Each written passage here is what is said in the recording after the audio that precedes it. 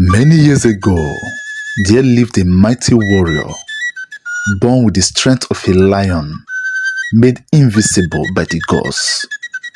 In the heart of Owawa, nestled amidst verdant hills and meandering rivers, among the urhobo people of West Africa, there lived a woman named Ejiro, married to Abara, a respected elder of the community.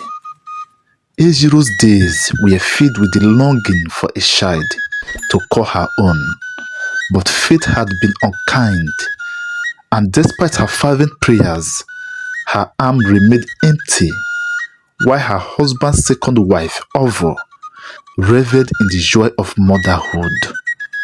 Ovo, with her brood of children, taunted Ejiro mercilessly, her laughter echoing through the corridors of their shared home.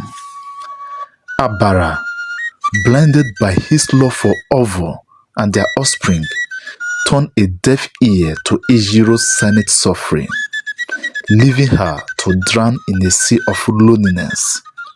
Desperate to fill the void in her heart, Ejiro turned to the village deity, Egba, whose shrine stood tall atop the highest peak overlooking Owawa. Falling to her knees before the ancient altar, she made a solemn vow. If blessed with a child, she would dedicate it to the service of the gods for all eternity. Her prayers were answered in the form of a son, born with the strength of the mountains and the grace of the rivers that flow through their land. Abara, startled by the infant's unyielding grasp on his finger, marveling at the infant's iron grip, named him Oletu, the great warrior, a testament to his extraordinary strength and resilience. Raised within the sacred confines of Egba's shrine, Oletu grew into a formidable young man, his muscles sculpted by the rigors of daily training and his spirit tempered by the will of the gods. Under the watchful eyes of the village elders, he learned the ways of combat and strategy, honing his skills in preparation for the battles that lay ahead. As Oletu matured, his legend spread like wildfire through the hills and valleys of Owawa and its neighboring villages. With each passing day, he pushed the boundaries of his strength and courage, scaling the towering peaks of the highest mountains and diving into the icy depths of the sunken caves with reckless abandon. But it was on the battlefield that Oletu truly came into his own, leading his fellow warriors with a ferocity and determination unmatched by any other. With sword in hand and the fury of the gods at his back, he carved a path through enemy lines, his valor inspiring awe and fear in equal measure. No man born of a woman could defeat him. No weapon could penetrate him. He was invisible. Yet, as his prowess grew, so too did his arrogance. No longer content to serve as a mere protector of his people, Oletu began to wield his power with impunity. His actions, guided not by duty, but by the lust for power and control. Emboldened by his invisibility, he roamed the village with his gang like a tyrant, taking what he pleased and answering to no one.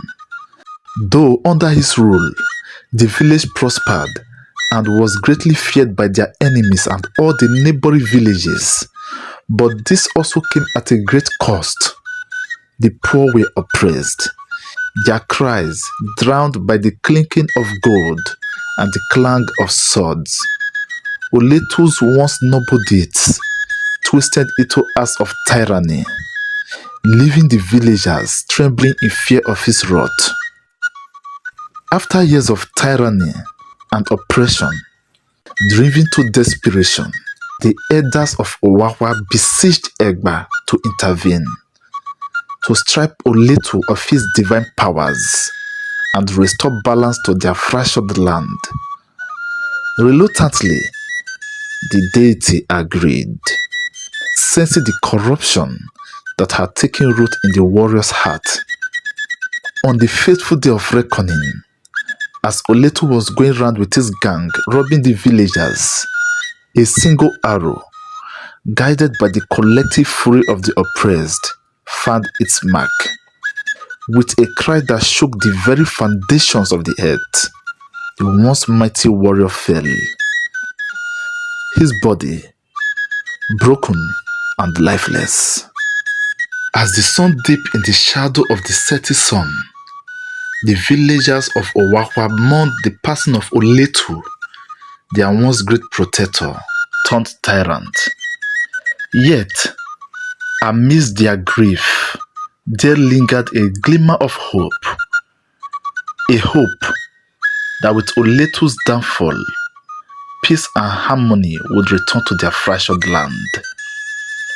As the days turned into weeks, the scars of Oletu's reign began to heal.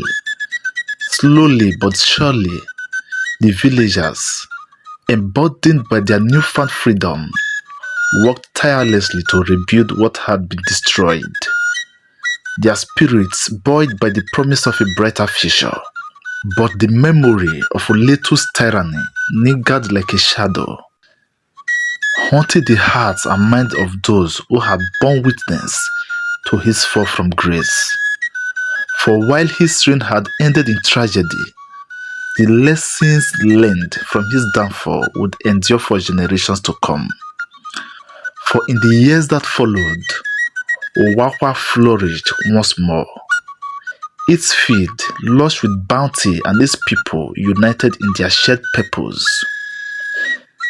The elders, mindful of the dangers of unchecked power, governed with wisdom and compassion, ensuring that the mistakes of the past would never be repeated. Yet, amidst the peace and prosperity, there remained a lingering sense of loss, a longing for the greatness that had been both Oletu's blessing and his curse. For though he had fallen from grace, his legacy lived on in the hearts of those who had known him, a reminder of the fragile nature of power and the importance of humility in the face of adversity. And so, as the sun rose once more over the hills of Owawa, casting its warm embers upon the land,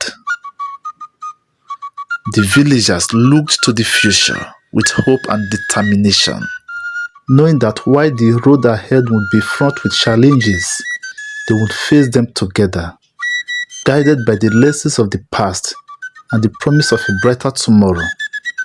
Thank you for watching this episode from Anita Chocolate. Please subscribe to this channel, hit the like button and turn on the notification bell to see our new videos.